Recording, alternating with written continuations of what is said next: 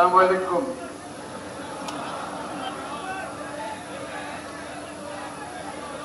ঈদ মোবারক। আজকে বাংলাদেশের প্রতিটি গ্রামে, প্রতিটি বাজারে, প্রতিটি গঞ্জে, প্রতিটি শহরে ঈদের জামাত অনুষ্ঠিত হচ্ছে।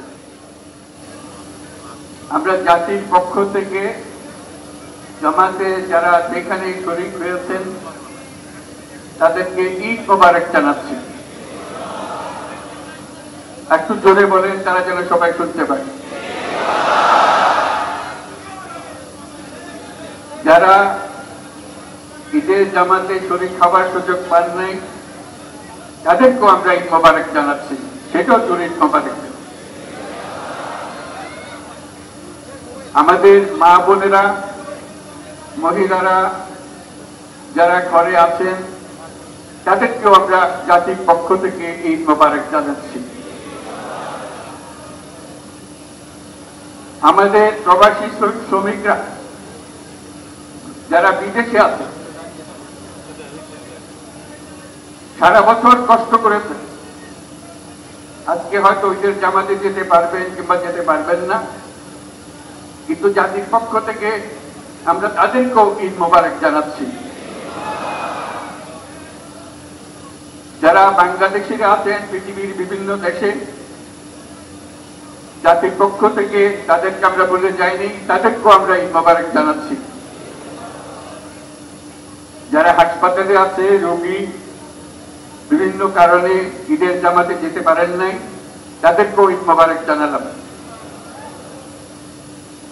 ঈদ দূরত্ব ঘোচানোর দিন, নৈকট্যের দিন, ভালোবাসার দিন।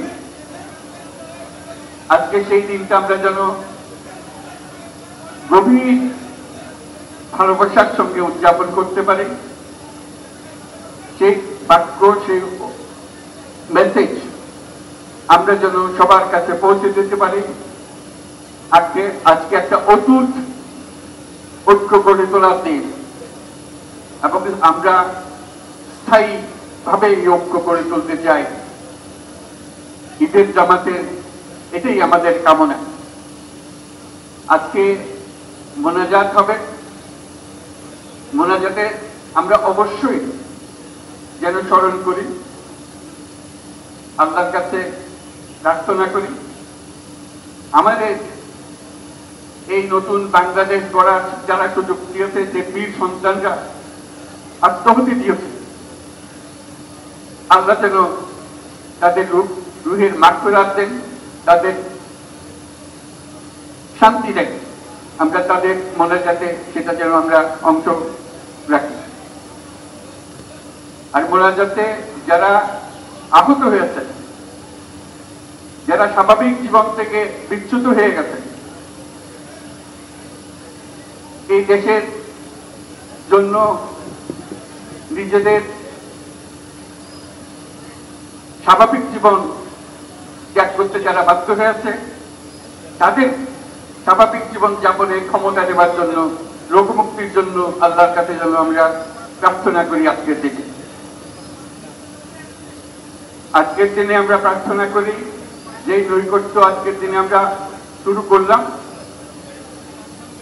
এই নৈকট্য এবং এই ঐক্য জাতির জন্য যেন স্থায়ী হয়, আমরা যেন একটা ঐক্যবদ্ধ জাতি হিসেবে সামনে এগিয়ে যেতে পারি। যারা আত্মত্যাগ করেছেন, যারা নতুন বাংলাদেশের স্বপ্ন বাস্তবায়ন করার জন্য নিজের আত্মাহুতি দিয়েছেন, বেঁচে থাকলেও স্বাভাবিক জীবন যাপন করতে পারছেন না, তাদের স্মরণে আমরা যেন মোনাজাত করি আল্লাহর কাছে। আমরা অবশ্যই সেই স্বপ্ন বাস্তবায়ন করবই। যত বাধা সত্ত্বেও, যত বাধাই আসুক, আমরা ঐক্যবদ্ধ জাতি হিসেবে এই নতুন বাংলাদেশ গঠন করব ইনশাআল্লাহ। এই মোনাজাতটা আপনারা সবাই মিলে একসঙ্গে করবেন। ধন্যবাদ সবাইকে। ঈদ মোবারক সবাইকে।